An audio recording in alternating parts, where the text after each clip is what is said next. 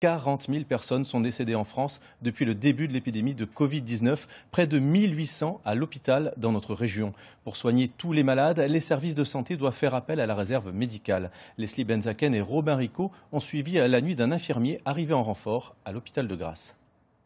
Elle a désaturé un petit peu sur l'après-midi et puis elle est bien remontée. Donc là, au dernier contrôle, elle était à 94-95%. Il est 19 h, Cédric Campagnot vient de prendre son service. L'infirmier écoute avec attention les transmissions sur l'état de santé des patients Covid. Sa voisine, par contre, je pense qu'elle va chauffer sur la nuit. Infirmier libéral la journée, Cédric s'est porté volontaire pour renforcer les équipes de nuit plusieurs soirs par semaine. Sa tournée commence. Une dame de 71 ans qui est rentrée donc la nuit dernière, donc avec le Covid, qui aujourd'hui a fait de la température, donc là je vais lui contrôler ses constantes, saturation de l'oxygène puisqu'elle est sous oxygène. Comment vous vous sentez? Je me sens entre les deux. Entre les deux. Là vous êtes à 37,4. Au niveau respiratoire, vous vous sentez gêné ou ça va? Ça va un peu mieux.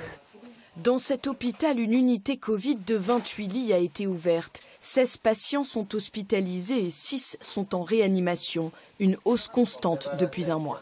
On s'organise comme on peut et on est tous les uns avec les autres, on travaille ensemble et on s'aide. Et la fatigue La fatigue, on verra après. Jusqu'en 2011, Cédric était infirmier aux urgences dans ce même hôpital. Il a l'expérience des situations tendues.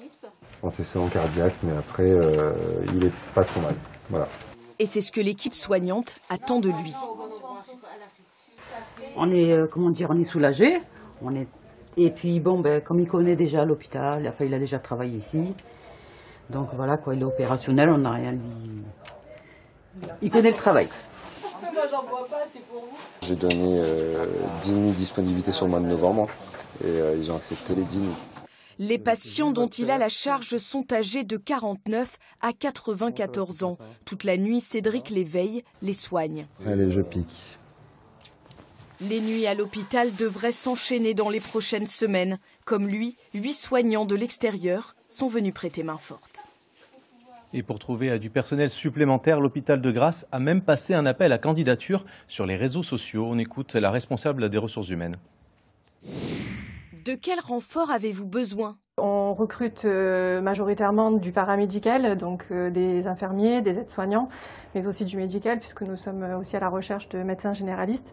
Nous avons fait de multiples appels à renfort sur nos réseaux qui ont porté leurs fruits, puisque nous avons pu monter en charge jusqu'à maintenant 28 lits pour la prise en charge.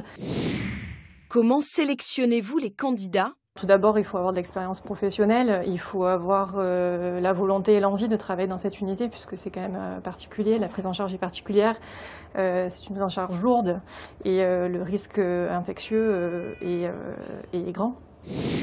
Comment se passe l'arrivée dans l'unité Covid? Ils intègrent le service mais ils sont formés sur place à l'hygiène mais aussi à la prise en charge des patients Covid. Donc ils sont doublés en priorité et ensuite ils intègrent l'équipe comme un agent de l'équipe. Une conséquence